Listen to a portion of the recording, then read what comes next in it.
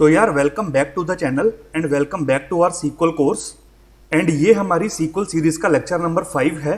आज की इस वीडियो में हम लोग क्लॉजेज पढ़ेंगे एकदम डेप्थ में, एकदम डिटेल में। लास्ट की वीडियो में हमने सिर्फ और सिर्फ वेयर क्लॉज को डिस्कस किया था एंड ये देखा था कि वेयर क्लॉज को हम कहाँ, कैसे और कब यूज करते हैं। आज की वीडियो में हम हर क्लॉज को डिटेल में पढ़ेंगे, थ्योरी प्लस प्रैक्टिकल दोनों कवर करेंगे। तो देख लेते हैं आज की वीडियो में हम लोग क्या क्या पढ़ेंगे। तो सबसे पहले हम लोग देखेंगे कि क्लॉजेज क्या होते हैं सीक्वल के अंदर एंड उन क्लॉजेज को हम क्यों यूज करते हैं एंड वो क्लॉजेज क्या करते हैं। उसके बाद हम लोग डिस्कस करेंगे कि हमारे पास कौन से टाइप्स ऑफ क्लॉजेज होते हैं सीक्वल के अंदर। हर क्लॉज का हम लोग सिंटैक्स देखेंगे प्रॉपर। उसके बाद हर क्लॉज के एग्जाम्पल्स को भी डिस्कस करेंगे। एंड इस वीडियो में मैंने एक प्रॉपर टेबल ली है।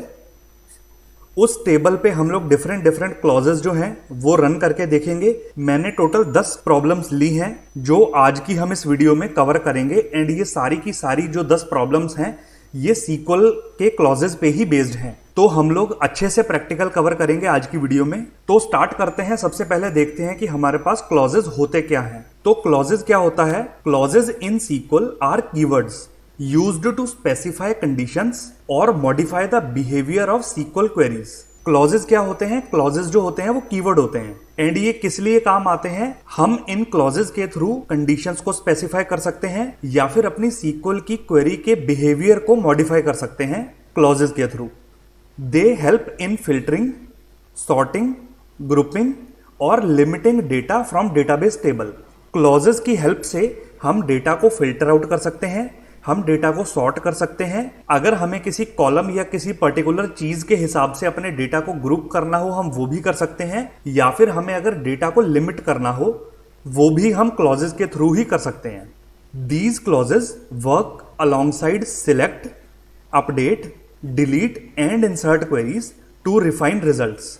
क्लॉजेज का यूज हम सिलेक्ट स्टेटमेंट के साथ कर सकते हैं। जब हमें डेटा को रिट्रीव करना हो हम तब क्लॉजेज का यूज कर सकते हैं। हम डेटा को अपडेट करने के टाइम पे क्लॉजेज का यूज कर सकते हैं। अगर हमें डेटा को डिलीट करना हो हम वहां भी क्लॉज का यूज कर सकते हैं एंड डेटा को इंसर्ट करते टाइम भी हम क्लॉजेज का यूज कर सकते हैं। एंड ये हम क्यों करते हैं? जिससे कि हमारा जो रिजल्ट है वो रिफाइन हो सके एंड एफिशिएंट डेटा हैंडलिंग हमारी हो सके। तो आई होप आपको क्लॉजेज समझ आ गया होगा एंड क्लॉजेज हम क्यों यूज करते हैं वो समझ आ गया होगा। तो अब चलते हैं, देखते हैं कि क्लॉजेज के फंक्शंस क्या होते हैं। तो क्लॉजेज क्या करते हैं? कंडीशन के बेस पे फिल्टर आउट करते हैं रिकॉर्ड्स को, या फिर जब हमें डेटा को सॉर्ट करना हो असेंडिंग ऑर्डर या डिसेंडिंग ऑर्डर के बेस पे तब हम क्लॉजेज का यूज कर सकते हैं। या फिर हमें डेटा को ग्रुप करना हो, डेटा पे लिमिट लगानी हो कि हमें कितनी नंबर ऑफ रोज रिटर्न करनी है रिजल्ट में, वैसी अगर हमें लिमिट लगानी हो तो हम क्लॉजेज का यूज कर सकते हैं। या फिर जब हमें पैटर्न्स एंड रेंज के बेस पे डेटा पे काम करना हो तब हम क्लॉजेज का यूज करते हैं। तो इन सब कामों के लिए हम लोग क्लॉजेज का यूज करते हैं। अब देखते हैं कि हमारे पास कितने टाइप ऑफ क्लॉजेज होते हैं सीक्वल के अंदर। सबसे पहले हमारे पास आता है वेयर क्लॉज। जब हमें कंडीशन के बेस पे फिल्टरिंग करनी हो तब हम वेयर क्लॉज का यूज करते हैं। देन हमारे पास क्लॉज आता है ऑर्डर बाय। ऑर्डर बाय हम तब यूज करते हैं जब हमें डेटा को ऑर्डर करना हो असेंडिंग ऑर्डर या डिसेंडिंग ऑर्डर के बेस पे। अगर हमें डेटा को ग्रुप करना हो किसी पर्टिकुलर कॉलम के बेस पे तो हम ग्रुप बाय क्लॉज का यूज करते हैं। देन हमारे पास एक होता है हैविंग क्लॉज, एक होता है लिमिट या टॉप क्लॉज और एक हमारे पास होता है distinct clause.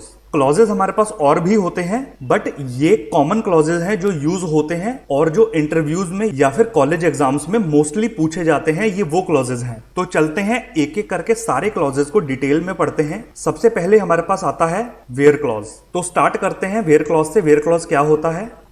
The where clause in sequel is used to filter records based on specific condition। जब हमें किसी कंडीशन के बेस पे रिकॉर्ड्स को फिल्टर आउट करना हो तो हम वेयर क्लॉज का यूज करते हैं।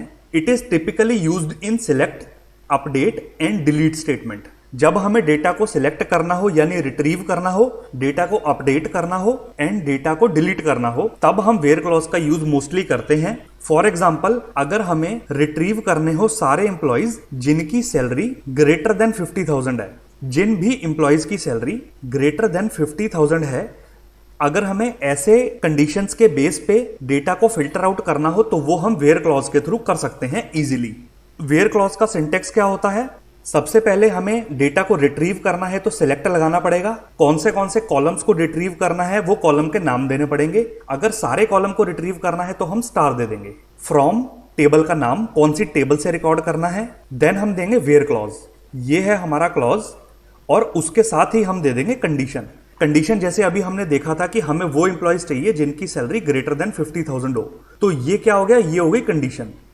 तो हमें क्या करना है, सिलेक्ट कर दो ये वाले कॉलम इस टेबल में से जहां पे ये कंडीशन मैच करती हो। राइट, सिंटेक्स इतना सा है। उसके बाद हम एग्जांपल देख लेते हैं एक बार वेयर क्लॉज के। Select star from employees where department is equal to IT। हमें वो सारे एम्प्लॉइज दे दो जो IT डिपार्टमेंट में काम करते हैं। यहां पर हमारा वेयर क्लॉज यूज हो गया। दूसरा एग्जांपल देख लेते हैं। Select star from products where price is greater than 1000। हमारे पास एक प्रोडक्ट्स की टेबल बनी पड़ी है जिसके अंदर मल्टीपल प्रोडक्ट्स हैं। हमें वो सारे प्रोडक्ट्स चाहिए जिनका जो प्राइस है वो 1000 से ज्यादा है। राइट, तो ये वेयर क्लॉज हो गया, ये कंडीशन हो गई, और हमें सारे कॉलम्स चाहिए तो हमने स्टार लगा दिया। ऐसे ही एक और क्वेरी है, select star from customers where city is equal to Delhi. हमें कस्टमर्स टेबल्स में से कस्टमर की सारी डिटेल चाहिए, वो कस्टमर जो दिल्ली सिटी में रहते हैं, तो यहां भी हमने वेयर क्लॉज लगा दिया। तो ये सारी जो वेयर के बाद आती हैं ये सब कंडीशंस हैं जिस कंडीशन के बेस पे हमें अपने डेटा को रिट्रीव करना है। राइट, तो ये था हमारा वेयर क्लॉज। इसका प्रैक्टिकल हम आगे जाके करेंगे। पहले हम सारे क्लॉजेस को कवर कर लें, उसके बाद मैंने एक स्पेसिफिक टेबल आपके लिए रेडी करके रखी हुई है। उस टेबल पे हम लोग सारे क्लॉजेस को प्रैक्टिकल करके देखेंगे और डिटेल में और समझेंगे कि क्लॉजेस कैसे काम करते हैं। राइट, तो अब नेक्स्ट क्लॉज की तरफ मूव करते हैं। नेक्स्ट क्लॉज है हमारे पास ऑर्डर बाय क्लॉज। तो ऑर्डर बाय क्लॉज क्या होता है? Order by clause in SQL is used to sort the query result in either ascending order और डिसेंडिंग ऑर्डर। जब हमें क्वेरी के रिजल्ट को किसी पर्टिकुलर ऑर्डर में सॉर्ट करना हो, या तो असेंडिंग ऑर्डर या फिर डिसेंडिंग ऑर्डर, तो ऐसे केसेस में हम लोग ऑर्डर बाय क्लॉज का यूज करते हैं। It is commonly used with numeric, date and text fields to organise data meaningfully.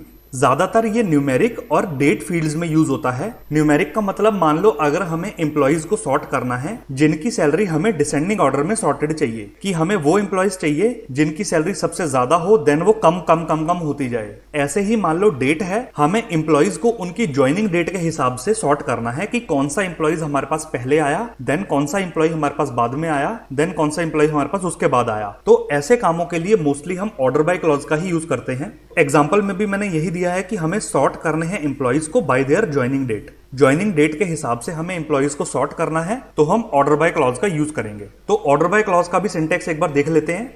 Order by clause में भी हमें सेम चीज करनी है। हमें सिलेक्ट करना है कौन से कॉलम्स को सिलेक्ट करना है, किस टेबल में से सिलेक्ट करना है। उसके बाद हम लोग देंगे ऑर्डर बाय क्लॉज।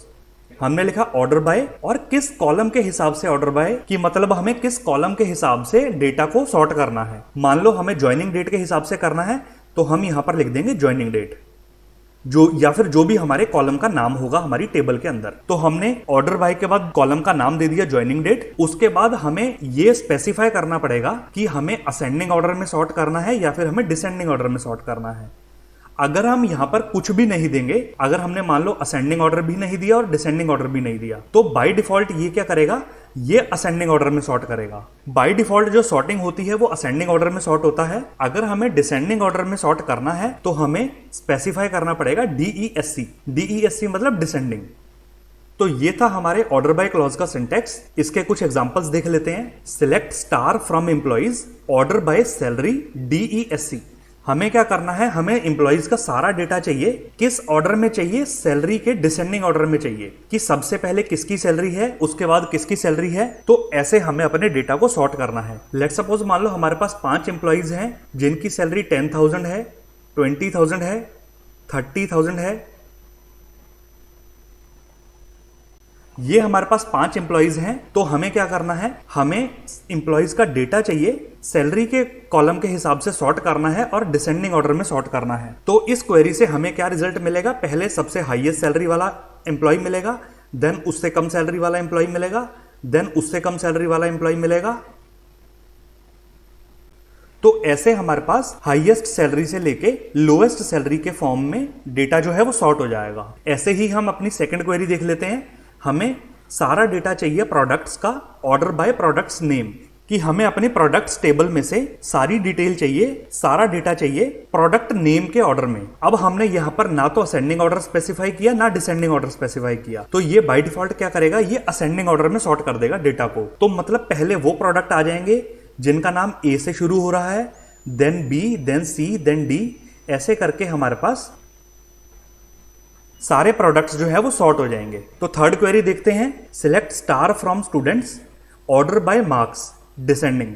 अब यहां पर क्या होगा, यहां पर हमारे सारे स्टूडेंट्स का जो है वो डेटा आ जाएगा और मार्क्स के डिसेंडिंग ऑर्डर में डेटा सॉर्ट हो जाएगा, यानी कि पहले जिसके सबसे हाईएस्ट मार्क्स हैं उसके बाद सबसे लोएस्ट मार्क्स जो हैं, ऐसे करके ये सारा डेटा जो है वो सॉर्ट हो जाएगा। एंड साथ में हमने एक और कॉलम दे दिया नेम।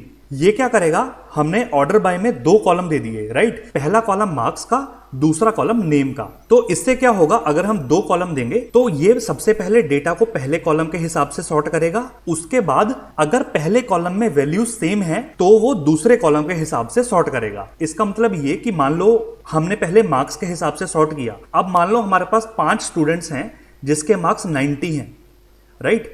हमारे पास 5 स्टूडेंट्स हैं जिनके मार्क्स 90 हैं। तो इसके बाद क्या होगा, जो नेम वाला कॉलम होगा उसके बेस पे सॉर्टिंग होगी, और वो सॉर्टिंग होगी असेंडिंग ऑर्डर में, बिकॉज नेम के साथ हमने ना तो असेंडिंग पास किया ना हमने डिसेंडिंग पास किया। तो 90 में उस हिसाब से सॉर्ट होगा कि पहले ए नाम से जो बच्चे हैं वो आ गए, देन बी नाम से, then C, then D and then E. तो ऐसे सॉर्ट होगी पहले मार्क्स के हिसाब से, और जहां पहले कॉलम में सेम वैल्यूज आ गई उसके बाद सेकंड जो सॉर्टिंग होगी वो नेम के हिसाब से होगी। तो ये था हमारा ऑर्डर बाय क्लॉज। इसके बाद हम चलते हैं और देखते हैं कि ग्रुप बाय क्लॉज क्या होता है। ग्रुप बाय क्लॉज काम आता है ग्रुपिंग के लिए। तो ग्रुप बाय क्लॉज क्या होता है, the group by clause groups records with the same value in specified column. जो भी हम कॉलम ग्रुप बाय क्लॉज के साथ पास करेंगे उस कॉलम में सेम वैल्यू के हिसाब से जो है वो ग्रुप्स क्रिएट हो जाएंगे। ये जब हम प्रैक्टिकल करेंगे आपको ज्यादा क्लियरली समझ आएगा। अभी के लिए आप ये समझो कि अगर हमें अपने डेटा पे ग्रुप करना है तो हम ग्रुप बाय क्लॉज का यूज करते हैं। इसका मैं आपको एक बार छोटा सा एग्जांपल अभी दे देता हूं। लेट सपोज मान लो हमारी एक डिपार्टमेंट की एक टेबल है, उसके अंदर हमारे पास डिपार्टमेंट नेम एक कॉलम है और एक मान लो एम्प्लॉइज का कॉलम है कि किस डिपार्टमेंट में कितने एम्प्लॉइज काम करते हैं। तो अगर हमें डिपार्टमेंट के बेस पे ग्रुपिंग करनी हो कि मान लो हमारे पास आईटी डिपार्टमेंट है, हमारे पास फाइनेंस डिपार्टमेंट है, हमारे पास एचआर डिपार्टमेंट है, ऐसे मल्टीपल हमारे पास डिपार्टमेंट्स हैं। अगर हमें ये पता करना हो कि आईटी डिपार्टमेंट में कितने एम्प्लॉइज काम करते हैं, फाइनेंस डिपार्टमेंट में कितने एम्प्लॉइज काम करते हैं और एचआर डिपार्टमेंट में कितने एम्प्लॉइज काम करते हैं, हमें डिपार्टमेंट के नेम के हिसाब से ग्रुपिंग करनी है, राइट। और एम्प्लॉइज का काउंट जो है वो पता करना है। तो ये चीजें हम ग्रुप बाय क्लॉज के साथ इजीली कर सकते हैं। And group by clause is used with aggregate function like count, sum, average etcetera. जितने भी हमारे पास एग्रीगेट फंक्शंस होते हैं ग्रुप बाय क्लॉज उनके साथ काम आता है। अब जैसे मैंने आपको बताया कि हमें डिपार्टमेंट के हिसाब से एम्प्लॉइज का काउंट निकालना है कि किस डिपार्टमेंट में कितने एम्प्लॉय काम करते हैं, तो इसके लिए हमें काउंट फंक्शन का यूज करना पड़ेगा। तो ग्रुप बाय क्लॉज जो है वो हमेशा एक एग्रीगेट फंक्शन के साथ काम करता है। This helps in summarizing and analyzing data efficiently. अगर हमें डेटा को एफिशिएंटली एनालाइज करना हो और समराइज करना हो तो ग्रुप बाय क्लॉज के थ्रू हम बहुत इजीली ये चीज कर सकते हैं। For example, calculating total sales per region. अब हमारे पास मान लो एक सेल्स की टेबल है, उस टेबल में हमारे पास डिफरेंट रीजन्स हैं कि मान लो नॉर्थ रीजन अलग है, साउथ रीजन अलग है। अब हमें अगर रीजन के बेस पे सेल निकालनी हो कि हमारे नॉर्थ रीजन ने हमें कितनी सेल दी है, हमारे साउथ ने हमें कितनी सेल दी है, तो वो चीजें हम ग्रुप बाय क्लॉज के साथ इजीली कर सकते हैं। हम अपने रीजन के कॉलम को ग्रुप बाय क्लॉज में पास कर देंगे एंड टोटल सेल्स का मतलब हमें सम करना है, टोटल सेल्स का मतलब हमें सम करना है सेल का। तो हम रीजन के बेस पे ग्रुपिंग कर देंगे एंड साथ में अपना सम फंक्शन पास कर देंगे, तो वो हमें ये दे देगा कि हमारे किस रीजन ने कितनी सेल हमें करके दी है। तो एग्जांपल देखते हैं एक बार ग्रुप बाय क्लॉज के। सबसे पहले सिंटेक्स देखते हैं कि सिंटेक्स क्या होता है हमारा ग्रुप बाय का। हम क्या करते हैं, सिलेक्ट करते हैं जो भी कॉलम हमें ग्रुपिंग के लिए यूज करना है वो कॉलम हम सिलेक्ट करेंगे। उसके बाद हम एग्रीगेट फंक्शन देंगे। अभी जैसे मैंने बताया था कि ग्रुप बाय हमेशा एग्रीगेट फंक्शन के साथ काम आता है, तो हम एग्रीगेट फंक्शन पास करेंगे एंड उसके अंदर हम अपना दूसरा कॉलम दे देंगे। किस टेबल पे करना है, टेबल पास कर देंगे and group by clause and then column 1, जिस भी कॉलम के हिसाब से हमें ग्रुपिंग करनी है। अब एक चीज यहां पर ध्यान रखना, जो कॉलम हम ग्रुप बाय पे पास करेंगे वो कॉलम हमें सिलेक्ट क्वेरी में भी पास करना पड़ेगा, वरना ये एरर देता है। बिकॉज हमें जिस भी कॉलम के बेस पे ग्रुपिंग करनी है वो कॉलम हमें सिलेक्ट तो करना पड़ेगा, है ना।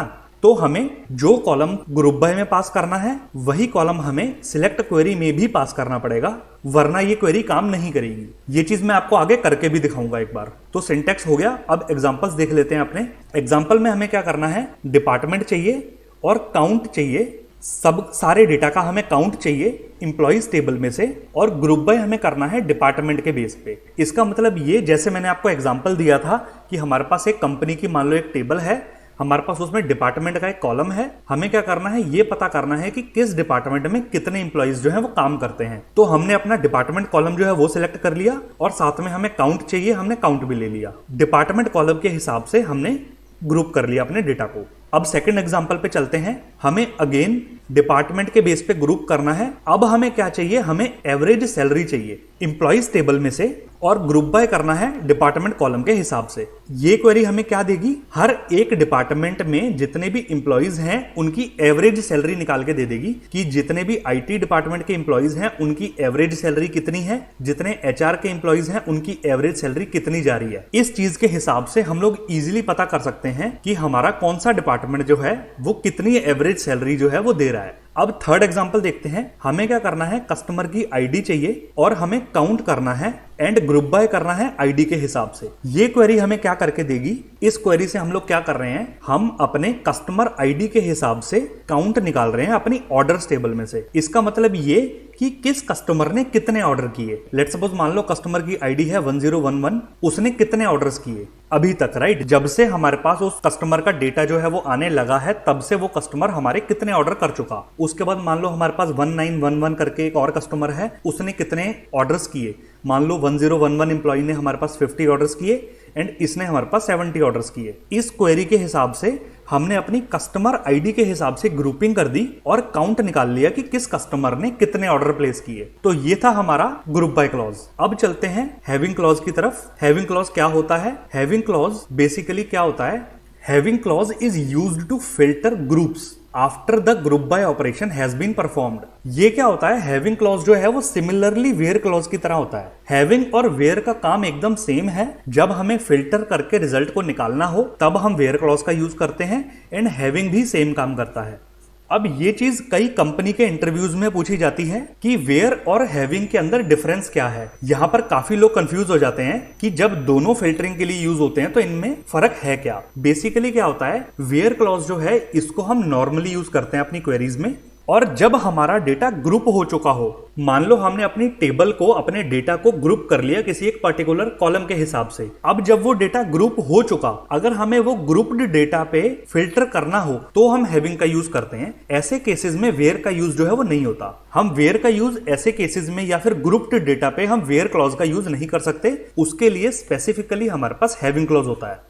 इसका अगर मैं आपको एग्जांपल दूं तो मान लो हमने अपने डिपार्टमेंट के हिसाब से एवरेज सैलरी निकाल ली, राइट, कि हमारे आईटी डिपार्टमेंट में कितनी एवरेज सैलरी है, हमारे एचआर डिपार्टमेंट में कितनी एवरेज सैलरी है, हमारे सेल्स डिपार्टमेंट में कितनी एवरेज सैलरी है। हमने इन डिपार्टमेंट्स की एवरेज सैलरी निकाल ली। मान लो आईटी की एवरेज सैलरी आई है 80,000, एचआर की एवरेज सैलरी आई है 60,000 एंड सेल्स की एवरेज सैलरी आई है 40,000।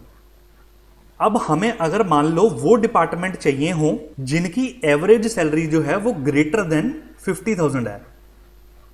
हमें एक प्रॉब्लम मिली है जिसमें हमें यह बताना है कि हमारे किस डिपार्टमेंट में कितनी एवरेज सैलरी है, और हमें सिर्फ वो डिपार्टमेंट चाहिए जिनकी एवरेज सैलरी जो है वो ग्रेटर देन 50,000 है। अब इसमें अगर आप सेल्स डिपार्टमेंट देखो तो सेल्स डिपार्टमेंट की सैलरी जो है वो 50,000 से ज्यादा नहीं है। आईटी और एचआर की जो है वो 50,000 से ज्यादा है। तो ये हमने डेटा को ग्रुप किया, ग्रुप के बाद हमने उस पर कंडीशन लगा दी। तो ये कंडीशन कैसे लगती है, ये कंडीशन लगती है हैविंग क्लॉज के थ्रू। तो हैविंग क्लॉज भी सेम करता है, डेटा को एनालाइज और समराइज करने में हेल्प करता है एफिशिएंटली।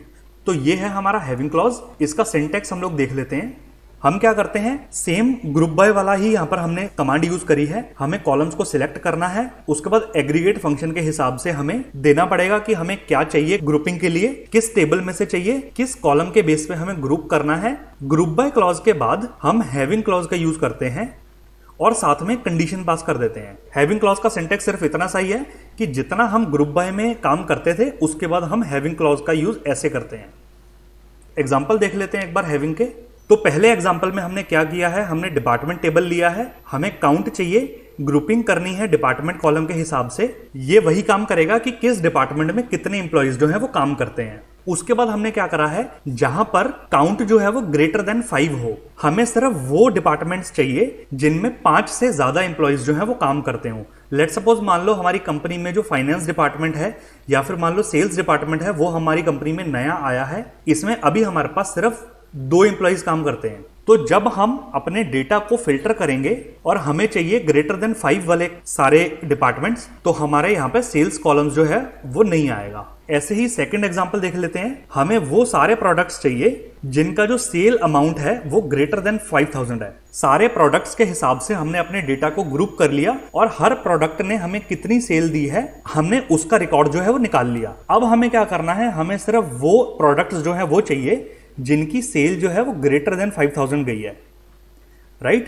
तो ये काम कैसे होता है, हैविंग क्लॉज के थ्रू होता है। अब चलते हैं आगे। इसके बाद हमारे पास क्लॉज है लिमिट या टॉप। ये दोनों अलग अलग हैं, लिमिट क्लॉज अलग है, टॉप क्लॉज अलग है। अब ये क्या करता है, एक होता है हमारे पास लिमिट क्लॉज, एक होता है हमारे पास टॉप क्लॉज। जब हम अपने माई सीक्वल पे या फिर पोस्टग्रे सीक्वल पे काम करते हैं तो लिमिट क्लॉज यूज होता है। अगर हमें सेम चीज अपने सीक्वल सर्वर के साथ करनी हो तो हम टॉप का यूज करते हैं। दोनों सेम काम करते हैं, दोनों में कोई फर्क नहीं है, सिर्फ नाम का फर्क है कि जब हमें माई सीक्वल या फिर पोस्टग्रे सीक्वल के साथ काम करना है तो हमें लिमिट का काम करना पड़ेगा, लिमिट यूज करना पड़ेगा। अगर हमें सीक्वल सर्वर डेटाबेस के साथ काम करना है तो हमें उसकी जगह टॉप का यूज करना पड़ेगा। तो ये क्या करते हैं, ये रिस्ट्रिक्ट करते हैं number of rose returned in the result set. हम जब भी क्वेरी चलाते हैं हमारे पास जो भी रिजल्ट आएगा उसमें हमें कितनी नंबर ऑफ रोज चाहिए, अगर हमें उस चीज को रिस्ट्रिक्ट करना हो तो हम लिमिट क्लॉज या फिर टॉप क्लॉज का यूज करते हैं। फॉर एग्जांपल मान लो हमारी टेबल में 500 रोज हैं, हमें चाहिए सिर्फ टॉप की 100 रोज, हमें सिर्फ टॉप की 100 रोज चाहिए, नीचे की जो 400 रोज हैं वो हमें नहीं चाहिए। तो ये चीज को अगर हमें रिस्ट्रिक्ट करना हो तो हम लिमिट क्लॉज या फिर टॉप क्लॉज का यूज करते हैं। अभी के लिए हम माई सीक्वल पढ़ रहे हैं तो हम लिमिट क्लॉज की बात करेंगे। तो it is useful when you want to display only a specific number of records instead of all.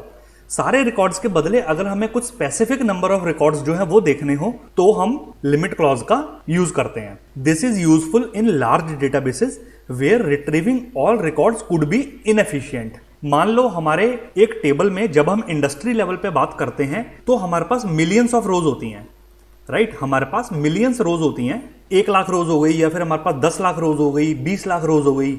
हमारे पास ऐसी रोज होती हैं रियल टाइम में, बिकॉज हमारी जो एप्लीकेशन है वो मिलियंस ऑफ लोग यूज करते हैं, राइट। तो हमारे पास डेटाबेस में मिलियंस ऑफ रोज होती हैं। तो जब हमारे पास इतने बड़े डेटाबेसेस होते हैं और हमें कुछ स्पेसिफिक नंबर ऑफ रोज ही चाहिए, ऐसे केसेस में हम लोग लिमिट क्लॉज का यूज इजीली कर सकते हैं। For example, fetching the top 5 highest paid employees.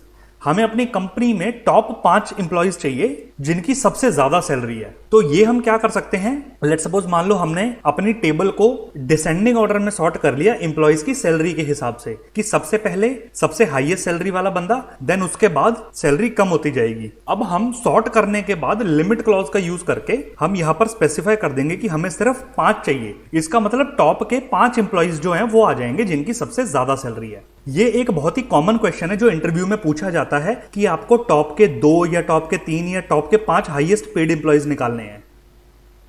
तो ये चीजें हम लिमिट क्लॉज के थ्रू इजीली कर सकते हैं। अब लिमिट क्लॉज का सिंटैक्स देख लेते हैं एक बार।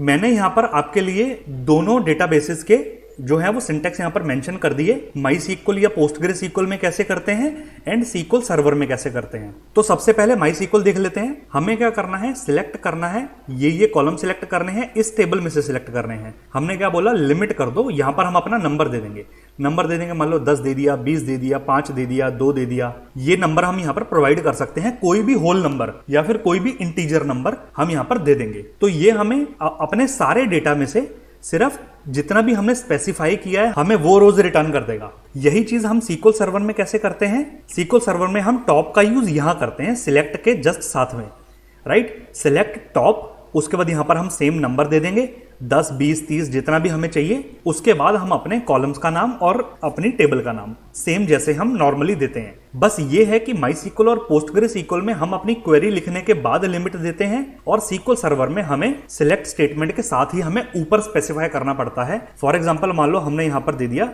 Select top 10 star from students, मान लो, या कोई भी हमने अपनी टेबल का नाम स्पेसिफाई कर दिया। तो यहां पर हम SQL सर्वर में कुछ ऐसे देते हैं। इनके एग्जांपल्स देखते हैं एक बार। Select star from employees order by salary descending, हमने अपने टेबल को सैलरी के बेस पे डिसेंडिंग ऑर्डर में सॉर्ट कर लिया और हमने लगा दिया लिमिट 3। इसका मतलब ये हमें क्या रिटर्न करेगा? सबसे हाईएस्ट पेड एम्प्लॉइज की लिस्ट में से टॉप के 3 एम्प्लॉइज ही हमें रिटर्न कर देगा। ऐसे ही हमारे पास सेकंड क्वेरी है, हमें चाहिए प्रोडक्ट्स की टेबल में से हमने प्राइस के डिसेंडिंग ऑर्डर के हिसाब से 10 रोज चाहिए। तो ये क्या करेगा? जो भी 10 सबसे महंगे प्रोडक्ट्स हमारे पास होंगे हमें वो रिटर्न कर देगा।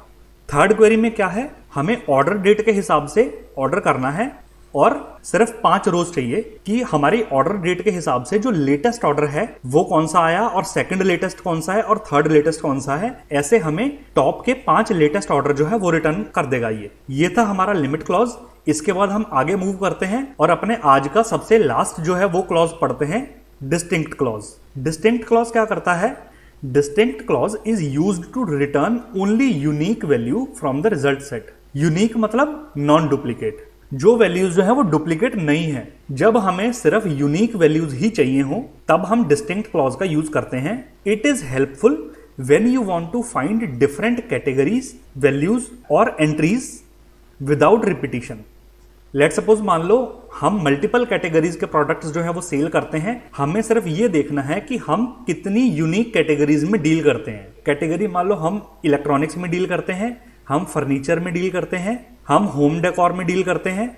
तो ऐसे हम कितनी कैटेगरीज में डील करते हैं। जब हमें सिर्फ यूनिक कैटेगरीज देखनी हो तो हम डिस्टिंक्ट क्लॉज का काम करते हैं। इसका एग्जांपल देख लेते हैं। Find a list of unique cities where customers live without duplicate. हमारी कस्टमर्स टेबल में से कस्टमर मल्टीपल सिटीज से आ सकते हैं। मान लो 10 कस्टमर्स हैं वो दिल्ली से हैं, 5 कस्टमर्स जो हैं वो बेंगलोर से हैं, ऐसे ही हमारे पास 20 कस्टमर्स जो हैं वो चेन्नई से हैं।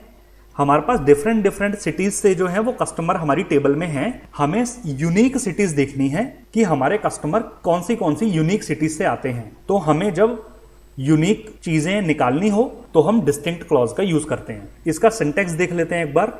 Select distinct column 1 from table name. अब कॉलम 1 हम यहां पर अपने कॉलम का नाम देंगे, जैसे हमने अभी एग्जांपल में देखा कि हमें सिटी के बेस पे यूनिक सिटीज जो है वो चाहिए। तो हम क्या करेंगे? Select distinct city from this table. ये था हमारे डिस्टिंक्ट क्लॉज का सिंटेक्स। इसके एग्जांपल भी देख लेते हैं। Select distinct category from products. हमारे पास एक प्रोडक्ट्स की टेबल है, हमें यह देखना है कि हम कितनी अलग अलग कैटेगरीज में डील करते हैं। तो हमने यूज कर लिया डिस्टिंक्ट कीवर्ड। ऐसे ही select distinct job title from employees. Employees की टेबल में से हमारे पास कितने जॉब टाइटल है। मान लो सॉफ्टवेयर डेवलपर है, या फिर मान लो हमारे पास UI UX डिजाइनर है, या फिर सपोर्ट रोल का हमारे पास जॉब टाइटल है। तो ऐसे हमारी कंपनी में कितने यूनिक जॉब टाइटल्स हैं, ये सारी चीज हम डिस्टिंक्ट कीवर्ड से निकाल लेंगे। ऐसे ही select distinct product name from orders where customer ID is equal to 1901। अब यहां पर एक नई चीज है कि हमने डिस्टिंक्ट क्लॉज का और वेयर क्लॉज का, दोनों क्लॉज का यूज एक साथ कर लिया। ये क्या करेगा? कस्टमर आईडी 1901 ने मल्टीपल प्रोडक्ट्स खरीदे हैं। मान लो उसने मोबाइल फोन भी खरीदा है, उसने कीबोर्ड माउस भी खरीदा है, उसने एक LED टीवी भी खरीद लिया, उसने एक मान लो वॉशिंग मशीन भी परचेज करी है, उसके बाद उसने एक बार और मोबाइल परचेज कर लिया। 2 मोबाइल परचेज हो गए, 2 टीवी परचेज हो गए। ऐसे करके कस्टमर 1901 ने मल्टीपल टाइम हमारी एप्लीकेशन से या हमारी वेबसाइट से जो है उसने परचेज करी है। हमें क्या करना है? हमें यूनिक प्रोडक्ट नेम देखने हैं जो भी 1901 ने जो है परचेज किए हैं। मतलब mobile, keyboard, TV, washing machine, ये 4 प्रोडक्ट जो हैं 1901 ने यूनिक प्रोडक्ट्स जो हैं परचेज किए हैं। अब मोबाइल डुप्लीकेट है, टीवी डुप्लीकेट है, ये नहीं आएंगे हमारे आउटपुट में, बिकॉज हमें सिर्फ यूनिक वैल्यूज चाहिए, हमें सिर्फ डिस्टिंक्ट वैल्यूज चाहिए। तो ये था हमारा डिस्टिंक्ट क्लॉज। यहां पर हमने अपने सारे क्लॉजेस की थ्योरी जो है वो पढ़ ली है, हमने सिंटेक्स देख लिया, हमने उनके छोटे छोटे एग्जांपल्स देख लिए। अब बारी आती है इन सारी चीजों को प्रैक्टिकल करने की और इनके एग्जांपल्स को और ज्यादा डिटेल में पढ़ने की। तो मैंने यहाँ क्या करा है, मैंने आप लोग के लिए एक प्रॉपर टेबल जो है वो बना के रखी हुई है। हमारे पास एक सेल्स टेबल है जिसमें सेल आईडी, कस्टमर का नाम, प्रोडक्ट का नाम कि उस कस्टमर ने कौन सा प्रोडक्ट खरीदा, वो प्रोडक्ट किस कैटेगरी का था, कितनी क्वांटिटी जो है वो यूजर ने परचेज करी है। लेट्स सपोज मान लो यहाँ पर अमित शर्मा नाम का एक कस्टमर है, उसने लैपटॉप खरीदा, उसने 2 लैपटॉप खरीद लिए और प्राइस है 55,000। एक लैपटॉप का प्राइस है 55,000 और कितनी तारीख को उसने परचेज किया है, इस डेट को उसने परचेज किया है एंड कस्टमर किस सिटी से है, दिल्ली सिटी से है। तो ऐसे ये 10 कस्टमर की डिटेल जो है ये यहां पर मैंने एक टेबल बना के रखी हुई है। इस टेबल को बनाने का आपको पूरा का पूरा जो स्क्रिप्ट है वो मैं आपको डिस्क्रिप्शन बॉक्स में प्रोवाइड कर दूंगा, सो दैट आपको हाथ से कुछ लिखना ना पड़े ज्यादा। टेबल बनाना, टेबल में डेटा इंसर्ट करना ये बहुत ईजी है, हमने देख रखा है कैसे करते हैं। आई होप आपको आता भी होगा। तो ये टेबल बनाने का और इसमें डेटा इंसर्ट करने का जो स्क्रिप्ट है वो मैंने रेडी करके रखी हुई है, वो मैं आपको डिस्क्रिप्शन बॉक्स में प्रोवाइड कर दूंगा। और हमें क्या करना है, हमें ये 10 जो है ये क्वेरीज गिवन है, हमें इन क्वेरीज का जो है वो रिजल्ट देना है। 5 क्वेरी हमारे पास यहां पर इस पेज पे अवेलेबल है। उसके बाद जो है वो नेक्स्ट 5 क्वेरीज जो है वो ये रही 6, 7, 8, 9 और 10। ये टोटल हमारे पास 10 क्वेरीज हैं। इसका रिजल्ट हमें प्रोवाइड करना है। तो चलते हैं अपने माईसीक्वल वर्कबेंच पे और इन क्वेरीज को प्रैक्टिकली करके देखते हैं।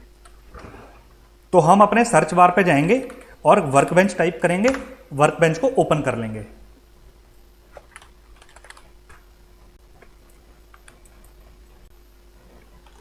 ये रही हमारी स्क्रिप्ट। हमने क्या करा है, हमने एक डेटाबेस बनाया है ई कॉमर्स स्टोर के नाम से। अभी अगर आप साइड विंडो में देखोगे तो हमारे पास ई कॉमर्स स्टोर के नाम से कोई भी डेटाबेस अवेलेबल नहीं है। तो हमने यहाँ पर एक ई कॉमर्स स्टोर के नाम से एक डेटाबेस बना लिया, उस डेटाबेस को हमने यूज कर लिया। उसके बाद उस डेटाबेस के अंदर हमने ये टेबल बनाई है। इस टेबल में ये हमारे पास कॉलम्स हैं। सेल आईडी का कॉलम जो है वो इंटीजर टाइप का है और नॉट नल है कि इसमें नल वैल्यूज नहीं आएगी। उसके बाद customer name, product name, category, quantity, price, sale date और सिटी, ये हमारे कॉलम्स हैं। और ये हमने अपनी टेबल के अंदर जो है वो सारा डेटा जो है वो इंसर्ट कर लिया। तो इस स्क्रिप्ट को मैं रन कर देता हूं। स्क्रिप्ट जो है वो हमारी पूरी रन हो गई है। लेफ्ट मेन्यू में अगर मैं यहां पर रिफ्रेश करूंगा तो ई कॉमर्स स्टोर हमारे पास आ गया है और सेल्स की टेबल भी हमारी जो है वो रेडी है। अब चलते हैं, जो भी हमारे पास यहां पर प्रॉब्लम्स गिवन है, ये 10 की 10 प्रॉब्लम्स का हम लोग सॉल्यूशन करते हैं। तो मैंने यहां पर एक नई विंडो जो है वो ओपन कर ली है। पहली क्वेरी हमारे पास क्या है, get all sales where the category is electronics. Electronics category में हमारे पास जितनी भी सेल हुई है वो सारी सेल हमें निकालनी है। तो चलते हैं, सबसे पहले अपनी ये वाली क्वेरी करते हैं। तो हमें क्या करना है, अपनी इलेक्ट्रॉनिक्स कैटेगरी की सारी सेल जो है निकालनी है। पहले हम अपनी क्वेरी देख लेते हैं। सिलेक्ट स्टार फ्रॉम सेल्स, ये हमारे पास सेल्स की टेबल है। हमने इसको सिलेक्ट किया, रन किया, ये हमारे पास हमारी पूरी की पूरी टेबल जो है वो आ गई है। अब हमें क्या करना है, इस कैटेगरी की कॉलम के हिसाब से हमें इलेक्ट्रॉनिक्स कैटेगरी की सारी सेल जो है वो निकालनी है। तो हम क्या करेंगे, हमें सारा डेटा निकालना है। तो हमने यहां पर लिखा select star from sales. Sales table में से हमें डेटा निकालना है where category is equal to electronics. हमें इलेक्ट्रॉनिक्स कैटेगरी की सारी सेल जो है वो निकालनी है। तो हमने ये क्वेरी यहां पर लिख दी। इसको सिलेक्ट करेंगे, इसको रन करेंगे। अब अगर आप आउटपुट देखोगे तो हमारे पास सिर्फ वो डेटा आया है जिसमें कैटेगरी इलेक्ट्रॉनिक्स है। ये सारे कस्टमर्स ने इलेक्ट्रॉनिक्स कैटेगरी में हमारी सेल करी है। ये थी हमारी पहली क्वेरी। अब हम अपनी सेकंड क्वेरी की तरफ चलते हैं। सेकंड क्वेरी में हमें बोला गया है कि हमें सारी सेल्स निकालनी है जहां पर प्राइस जो है वो ग्रेटर देन 20,000 है एंड सिटी मुंबई है। यहां पर हमें 2 कंडीशन दे रखी हैं कि हमें सारी सेल निकालनी है जिन पे प्राइस जो है वो 20,000 से ज्यादा हो, ग्रेटर देन 20,000 हो और सिटी मुंबई हो। तो यहां पर हमारे वेयर क्लॉज का भी यूज होगा, हमारे एंड क्लॉज का भी यूज होगा। तो चलते हैं, सेकंड क्वेरी करते हैं। हमें क्या करना है, सारा डेटा निकालना है। तो हम क्या लिखेंगे, select star from sales. 2 condition हमारे पास हैं, जहां पर प्राइस जो है वो 20,000 से ज्यादा हो एंड सिटी जो है वो मुंबई के इक्वल हो। तो हम क्या करेंगे, where price is greater than 20,000 and दोनों कंडीशन हमें फुलफिल करनी है, तो हम क्या लिखेंगे, city is equal to Mumbai. ये हमारी दोनों कंडीशन हमने पास कर दी कि हमें सारा डेटा चाहिए सेल्स टेबल में से जहां पर प्राइस जो है वो ग्रेटर देन 20,000 हो एंड सिटी जो है वो मुंबई हो। सिलेक्ट किया, रन किया, तो यहां पर आप देखोगे तो हमारे पास सिर्फ 2 रोज रिटर्न हुई हैं। सिटी में मुंबई है और प्राइस जो है वो दोनों का 20,000 से ज्यादा है। तो ये थी हमारी सेकंड क्वेरी। अब चलते हैं हम अपनी थर्ड क्वेरी की तरफ। थर्ड क्वेरी में हमें बोला गया है कि हमें सेल निकालनी है दिल्ली से ordered bye price in descending order. यहां पर हमें दिल्ली सिटी की जो है वो सेल निकालनी है एंड उसमें भी हमें जो है वो प्राइस को डिसेंडिंग ऑर्डर में सॉर्ट करना है, राइट। तो यहां पर हमारा वेयर क्लॉज भी यूज होगा, हमारा ऑर्डर बाय क्लॉज भी यूज होगा। तो इन क्वेरीज के थ्रू, इन प्रॉब्लम्स के थ्रू मैं आपको ये बता रहा हूं कि हम लोग अपनी क्वेरी को कैसे सोचते हैं। यहां पर जैसे हमें बोला गया है कि हमें सेल निकालनी है दिल्ली सिटी से, इसका मतलब कि हमारा वेयर क्लॉज तो यूज हो ही गया एंड प्राइस के हिसाब से हमें डिसेंडिंग ऑर्डर में सॉर्ट करना है अपने डेटा को। तो ऐसे अगर आप क्वेरीज को समझ के करोगे तो बहुत इजी रहेगा, कोई बहुत मुश्किल नहीं है ये। तो चलते हैं अपनी थर्ड क्वेरी को करते हैं।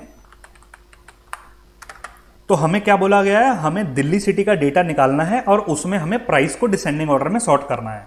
पहले हम अपना सारा डेटा देख लेते हैं एक बार। ये हमारा डेटा है, ये हमारी सारी टेबल है। हमें क्या करना है, सारा डेटा निकालना है। तो हम क्या करेंगे, सिलेक्ट स्टार फ्रॉम सेल्स। कहां से निकालना है, दिल्ली सिटी से निकालना है। तो हमने क्या लिखा, where city is equal to Delhi and हमें ऑर्डर करना है प्राइस के हिसाब से। तो हम यहां पर क्या लिखेंगे, order by price. Descending order में सॉर्ट करना है तो हमने यहां पर DESC कीवर्ड जो है वो दे दिया। दिल्ली सिटी का डेटा चाहिए, ऑर्डर करना है प्राइस के हिसाब से डिसेंडिंग ऑर्डर में। बस यही हमारी क्वेरी थी। इसको सिलेक्ट किया, रन किया। रन करेंगे तो आप देखोगे सिटी में सिर्फ और सिर्फ दिल्ली है, दिल्ली सिटी का सारा डेटा है और जो प्राइस है वो डिसेंडिंग ऑर्डर में सॉर्ट है, राइट। पहले सबसे ज्यादा प्राइस, उसके बाद उससे कम, देन उससे कम, देन उससे कम एंड देन उससे कम। तो ये थी हमारी थर्ड क्वेरी। अब चलते हैं अपनी फोर्थ क्वेरी की तरफ। फोर्थ क्वेरी में हमें बोला गया है कि show total quantity sold for each product name. जितने भी हमारे पास प्रोडक्ट्स हैं उस प्रोडक्ट की कितनी क्वांटिटी जो है वो सेल हुई है। हमें क्वांटिटी का सम निकालना है। क्वांटिटी टोटल कितनी सेल हुई है तो वो तो सम से ही निकलेगा। तो हमें क्या करना है, सम निकालना है क्वांटिटी का।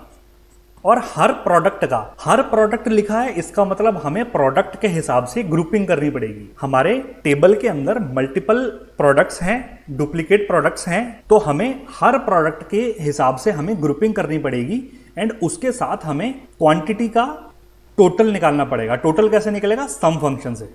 ये एग्रीगेट फंक्शन है। तो चलते हैं इस क्वेरी को कवर करते हैं।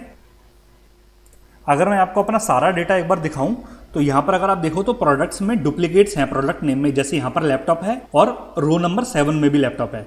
ऐसे ही यहां पर मोबाइल है, रो नंबर 8 में भी मोबाइल है। ऐसे ही रो नंबर 4 में वॉच है एंड रो नंबर 10 में भी वॉच है। तो हमारे पास प्रोडक्ट नेम में डुप्लीकेसी है। हमें हर प्रोडक्ट में कितनी टोटल जो है वो क्वांटिटी जो है वो सेल हुई है वो हमें निकालनी है। तो हम क्या करेंगे, हमने क्या करा, सिलेक्ट प्रोडक्ट नेम को हमें सिलेक्ट करना है, वो हमने दे दिया। उसके बाद हमें क्या करना है, सम निकालना है क्वांटिटी का, राइट। तो हम क्या करेंगे, यहां पर सम फंक्शन दे देंगे और यहां पर हम क्वांटिटी पास कर देंगे। फ्रॉम सेल्स टेबल में से निकालना है और ग्रुपिंग करनी है। हमें बोला गया था कि हर प्रोडक्ट की कितनी क्वांटिटी जो है वो सेल हुई है। तो हम क्या करेंगे, यहां पर ग्रुप बाय क्लॉज का यूज करेंगे। किसके बेस पे ग्रुपिंग करनी है, प्रोडक्ट नेम के बेस पे ग्रुपिंग करनी है। सिर्फ हमारी इतनी सी क्वेरी थी, हमें प्रोडक्ट नेम के हिसाब से ग्रुप करना है और हर प्रोडक्ट में कितनी क्वांटिटी जो है वो सेल हुई है हमें वो निकालना है। तो हमने इसको सिलेक्ट किया, यहां पर हमने इसे रन किया। जैसे ही हम रन करेंगे तो आप देखोगे यहां पर सीक्वल ने हमें बहुत बढ़िया चीज रिटर्न करी है। हमें उसने प्रोडक्ट नेम रिटर्न कर दिए और क्वांटिटी जो है वो रिटर्न कर दी कि किस प्रोडक्ट की कितनी क्वांटिटी जो है वो सेल हुई है, राइट। अब प्रोडक्ट नेम में डुप्लीकेसी नहीं है बिकॉज हमने प्रोडक्ट नेम के हिसाब से ग्रुपिंग कर दी, राइट। हमारे पास कितने लैपटॉप सेल हुए हैं, 3 लैपटॉप सेल हुए हैं। हमारे पास कितनी टी शर्ट सेल हुई है, 4 टी शर्ट सेल हुई हैं। हमने कितने शूज बेचे हैं, हमने 5 शूज बेचे हैं, राइट। वहीं अगर मैं आपको जो एरर बता रहा था कि हमें जो कॉलम हमने ग्रुप बाय में पास किया है वो हमें सिलेक्ट क्वेरी में भी पास करना पड़ेगा, अगर हम नहीं करेंगे तो एरर आएगा। ये चीज भी मैं आपको दिखा देता हूं। लेट सपोज मैंने यहां से प्रोडक्ट नेम हटाया और स्टार लगा दिया कि हमें सारा डेटा चाहिए। अब मैं अगर इसको सिलेक्ट करूंगा, इसको रन करूंगा, तो ये देखोगे तो नीचे हमें एरर मिलेगा। एरर क्या मिलेगा? Select list is not in group by clause. Select में जो हमने लिस्ट दी है वो ग्रुप बाय क्लॉज में है ही नहीं, तो ये हमारे पास एरर आ जाता है। तो इसका मतलब ये कि जो भी कॉलम हम ग्रुप बाय में पास करेंगे वो कॉलम हमें अपनी सिलेक्ट स्टेटमेंट में देना ही पड़ेगा। तो यहां से मैंने प्रोडक्ट नेम कॉपी किया, यहां पर पेस्ट किया। अब अगर मैं इसको रन करूंगा तो हमें ये अगेन बढ़िया आउटपुट दे देगा, राइट। तो ये थी हमारी फोर्थ क्वेरी। अब चलते हैं अपनी नेक्स्ट क्वेरी की तरफ। नेक्स्ट क्वेरी में हमें क्या करना है? हमें टोटल रेवेन्यू निकालना है हर एक सिटी का, कि किस सिटी ने हमें कितना टोटल रेवेन्यू दिया। अब रेवेन्यू कैसे निकलेगा? कितनी क्वांटिटी सेल हुई है और किस प्राइस पे सेल हुई है। लेट सपोज मान लो हमारे पास 2 क्वांटिटी सेल हुई है, या फिर मान लो 2 लैपटॉप हमने सेल किए हैं जिनका एक लैपटॉप का प्राइस था 50,000। तो 2 लैपटॉप का प्राइस कितना हो गया? 50 इंटू 2, ये हो गया 1 लाख रुपीज। तो ऐसे हमारा टोटल रेवेन्यू निकल जाएगा। हमें क्या करना है? टोटल रेवेन्यू निकालना है कि किस सिटी ने हमें कितना रेवेन्यू जो है वो दिया है। तो इसका मतलब ये ईच सिटी लिखा हुआ है, हर सिटी लिखा हुआ है, इसका मतलब ये कि हमें सिटी के बेस पे ग्रुपिंग करनी पड़ेगी। सिटी के बेस पे हमें ग्रुपिंग करनी पड़ेगी और उसके साथ हमें टोटल रेवेन्यू निकालना पड़ेगा कि किस सिटी से जो है वो कितना हमें रेवेन्यू मिला है। चलते हैं अपनी इस क्वेरी को भी कवर करते हैं। तो हमने क्या किया? सिलेक्ट सिटी कॉमा, हमें क्वांटिटी इनटू प्राइस, इन सब का टोटल निकालना है। अब टोटल कैसे निकलता है? सम फंक्शन से टोटल निकलेगा। हमने क्या करा? सम निकाल लिया क्वांटिटी इनटू प्राइस का। हमने सम फंक्शन के अंदर ही हर क्वांटिटी को हर प्राइस के साथ मल्टीप्लाई कर दिया। फ्रॉम सेल्स टेबल ग्रुपिंग करनी है। किसके बेस पे ग्रुपिंग करनी है? सिटी के बेस पे ग्रुपिंग करनी है, बिकॉज हमें बोला गया था कि हर सिटी ने कितना टोटल रेवेन्यू हमें दिया है। तो हमने सिटी के बेस पे ग्रुप कर दिया। सिलेक्ट करेंगे, रन करेंगे। रन करते ही आप देखोगे तो दिल्ली सिटी ने हमें इतना रेवेन्यू दिया है, मुंबई सिटी ने हमें इतना रेवेन्यू दिया है, बेंगलोर सिटी ने हमें इतना रेवेन्यू दिया है, चेन्नई सिटी ने हमें इतना रेवेन्यू दिया है। हर सिटी के हिसाब से हमारा डेटा जो है वो ग्रुप हो गया है और हमें क्या मिला है? हर सिटी की टोटल रेवेन्यू हमें मिल गया। ये थी हमारी 5th क्वेरी। अब हम अपनी नेक्स्ट क्वेरी की तरफ चलते हैं। नेक्स्ट क्वेरी में हमें बोला गया है कि list product categories where total revenue is greater than 50,000। अब हमें क्या करना है? हर प्रोडक्ट की कैटेगरी का टोटल रेवेन्यू निकालना है और हमें सिर्फ वो रेवेन्यू चाहिए जो 50,000 से ज्यादा हो। अब यहां पर मल्टीपल चीजें लगेंगी। मल्टीपल चीजें कैसे लगेंगी? एक तो हमें ग्रुपिंग करनी है कैटेगरी के बेस पे, राइट, तभी तो हमें ईच कैटेगरी का जो है वो टोटल रेवेन्यू मिलेगा। उसके साथ हमें ग्रुप बाय के साथ टोटल रेवेन्यू निकालना है। वो कैसे निकलेगा? सम फंक्शन से निकल लेगा। अब जो हमारा डेटा जो है वो ग्रुप हो गया। ग्रुप डेटा पे हमें वो रोज चाहिए जो 50,000 से ज्यादा जिनका रेवेन्यू है। तो ये हमने देखा था ये कैसे करते हैं। ग्रुप्ड डेटा पे अगर हमें फिल्टरिंग करनी हो कैसे करते हैं? हैविंग क्लॉज के थ्रू करते हैं, राइट। तो यहां पर ग्रुप बाय क्लॉज का भी यूज होगा, यहां पर सम एग्रीगेट फंक्शन का भी यूज होगा और यहां पर हैविंग क्लॉज का भी यूज होगा। ये तीनों क्लॉजेस का यूज होगा। मैं आपको ये क्वेरी करके दिखा दूंगा। उसके बाद जो नीचे की ये जो 4 क्वेरीज हैं, ये एक तरीके से मान लो आप लोगों के लिए होमवर्क है। आपको ये 4 क्वेरीज खुद से ट्राई करनी है। इन चारों क्वेरीज का हमने सिंटैक्स जो है वो देखा हुआ है। मैं आपको ऊपर ऊपर से बता देता हूं। हमें क्या करना है? टॉप 3 मोस्ट एक्सपेंसिव सेल निकालनी है प्राइस के बेस पे। मोस्ट एक्सपेंसिव का मतलब हमें सबसे महंगी सेल्स निकालनी है प्राइस के बेस पे। इसका मतलब हमें पहले प्राइस कॉलम को सॉर्ट करना पड़ेगा, डिसेंडिंग ऑर्डर में सॉर्ट करना पड़ेगा अपने डेटा को प्राइस कॉलम के हिसाब से। उसके बाद हमें टॉप की 3 निकालनी है। ये कैसे निकलेगा? लिमिट कीवर्ड से निकलेगा। तो ये आपको खुद करना है। नेक्स्ट क्वेरी में आपको बता देता हूं। Retrieve the first 5 sale record order by sales date. Sale date के हिसाब से हमें ऑर्डर करना है और पहले 5 रिकॉर्ड जो है वो हमें निकालने हैं। ये भी सेम होगा। हमें सेल डेट के हिसाब से असेंडिंग ऑर्डर या डिसेंडिंग ऑर्डर आप किसी में भी कर लेना। यहाँ पर बोला नहीं गया है तो आपकी मर्जी है, आप जैसे मर्जी करो। और हमें पहले 5 निकालने हैं। ये भी किससे होगा? लिमिट क्लॉज से होगा। 9th क्वेरी में क्या होगा, show all unique cities where sales happened. Unique cities निकालनी है। अब जब हमें यूनिक सिटीज निकालनी होती है तो हम कैसे करते हैं, हम यूज करते हैं डिस्टिंक्ट क्लॉज का। तो 9th क्वेरी जो है इसमें डिस्टिंक्ट क्लॉज का यूज होगा। उसके बाद आखिरी क्वेरी में क्या होगा, get distinct product category sold. हमारे जितने भी प्रोडक्ट्स की सेल हुई है उसमें जो भी कैटेगरीज थी हमें डिस्टिंक्ट कैटेगरी जो है वो निकालनी है। तो ये भी कैसे होगा, डिस्टिंक्ट कीवर्ड से होगा, राइट। 7th, 8th, 9th और 10th ये 4 क्वेरीज का मैंने आपको बता दिया कि कैसे होंगी। ये आपको खुद से ट्राई करनी है। अगर कोई भी एरर आए तो आप मेरे को कमेंट सेक्शन में बता देना, या फिर मैं आपको इनके सॉल्यूशन भी प्रोवाइड करवा दूंगा, आप उनसे हेल्प ले सकते हो। एकदम एग्जैक्ट देख के नहीं करना, पहले खुद से ट्राई करना है। उसके बाद अगर ना हो या फिर अपनी क्वेरी को वेरीफाई करने के लिए आप सॉल्यूशंस को देख लेना। तो हम चलते हैं अपनी 6th क्वेरी को करते हैं, जिसमें हमें ग्रुप बाय, सम और हैविंग ये तीनों को यूज करना है। तो हमें अपनी क्वेरी में क्या करना है, कैटेगरी निकालनी है जिनका टोटल रेवेन्यू है जो 50,000 से ज्यादा हो। पहले तो हमें कैटेगरी के बेस पे जो है अपने डेटा को ग्रुप करना पड़ेगा। तो हम क्या करेंगे, सिलेक्ट किसके बेस पे करना है, कैटेगरी के बेस पे करना है। तो हमने कैटेगरी दे दिया। उसके साथ हमें क्या निकालना है, टोटल रेवेन्यू निकालना है। टोटल रेवेन्यू कैसे निकलता है, ऐसे निकलता है, कॉपी पेस्ट। उसके बाद फ्रॉम किस टेबल से, सेल्स टेबल से, ग्रुप बाय कैटेगरी। कैटेगरी के बेस पे हमने ग्रुप कर लिया और हर कैटेगरी की जो है वो हमने टोटल रेवेन्यू निकाल लिया। पहले मैं आपको ये क्वेरी रन करके दिखाता हूं। जैसे ही हम इस क्वेरी को रन करेंगे, हमारे पास 3 कैटेगरी हैं। हर कैटेगरी का टोटल रेवेन्यू कितना है, इलेक्ट्रॉनिक्स का रेवेन्यू है 2,20,000, फैशन का रेवेन्यू है 13,600, एक्सेसरीज का रेवेन्यू है 10,500। ये हमारी हर कैटेगरी का टोटल रेवेन्यू है। अब हमें क्या करना है, सिर्फ वो कैटेगरी चाहिए जिसका टोटल रेवेन्यू 50,000 से ज्यादा है। तो हम ये कैसे करते हैं, हम करते हैं हैविंग क्लॉज का यूज करके। तो हमने लिखा हैविंग टोटल रेवेन्यू, ये हमने यहां से कॉपी किया, यहां पर पेस्ट किया, इज ग्रेटर देन कितना, 50,000, राइट। इस क्वेरी में हमने क्या करा, हमने कैटेगरी के हिसाब से टोटल रेवेन्यू निकाल लिया और सिर्फ वो कैटेगरी हमें चाहिए जिनका टोटल रेवेन्यू जो है वो ग्रेटर देन 50,000 है। पहले हमारे पास क्या था, सारी कैटेगरीज आ रही थी।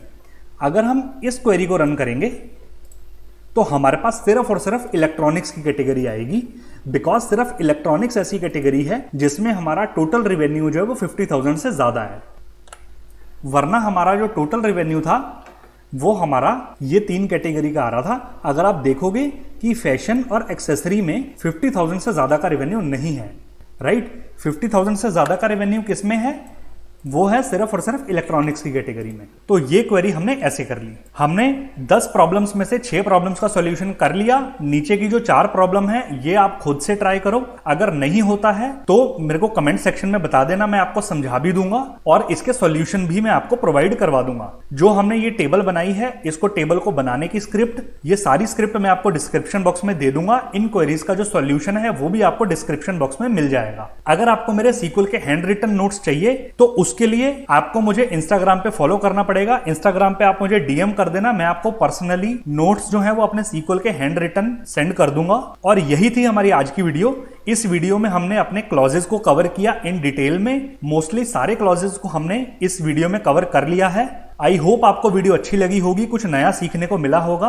अगर वीडियो अच्छी लगी हो तो प्लीज वीडियो को लाइक कर देना, एक प्यारा सा कमेंट कर देना, चैनल को सब्सक्राइब कर लेना। बिकॉज चैनल को सब्सक्राइब करते हो, लाइक करते हो तो मोटिवेशन मिलती है। तो प्लीज चैनल को सब्सक्राइब कर लेना, वीडियो को लाइक कर देना, कमेंट कर देना। कोई भी डाउट हो आप मेरे को कमेंट सेक्शन में बता देना, या फिर आप मेरे सोशल मीडिया पे डायरेक्टली मुझे डीएम कर सकते हो। मेरे सारे सोशल मीडिया का लिंक आपको डिस्क्रिप्शन में मिल जाएगा। आज की वीडियो के जो हमने ये पीपीटी से पढ़ा है, ये पीपीटी भी मैं आपको डिस्क्रिप्शन बॉक्स में प्रोवाइड करवा दूंगा। तो आज की वीडियो में इतना ही। हम मिलते हैं अपनी नेक्स्ट वीडियो में और सीक्वल को आगे एक्सप्लोर करेंगे। And thank you so much for watching the video.